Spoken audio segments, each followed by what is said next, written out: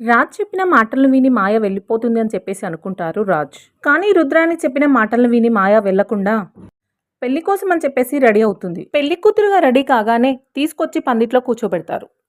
మాయను చూసిన రాజ్ కంగారు పడుతూ కావ్యతో, నిన్ను నమ్మి నేను పీటల మీద కూర్చుంటున్నాను, భారం అంతా నీదే. రాజ్ ఆ మాట అనేసరికి కావ్య చాలా కంగారు పడుతూ రాజ్తో ఏం మాట్లాడాలో అర్థం కాక అలానే నిల్చుండిపోతుంది. ఇక ఇంతలోపు అప్పు ఫోన్ చేసి, అక్క మాయ స్పృహలోకి వచ్చింది అని చెప్పేసి చెప్తుంది.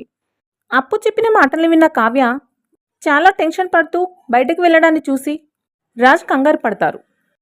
కావ్య మాయ దగ్గరికి వెళ్ళేసరికి మాయ స్పృహలో లేకపోవడంతో రాజ్ పెళ్లిని ఎలా ఆపాలా అని చెప్పేసి ఆలోచిస్తూ ఉంటుంది కావ్య. మరి మాయ స్పృహలోకి వస్తుందా? కావ్య రాజ్ మాయాల పెళ్లిని ఆపుతుందా? తర్వాత ఏం జరుగుతుంది మళ్ళీ మన ఛానల్లో చూద్దాం. Thank you friends, please subscribe my channel.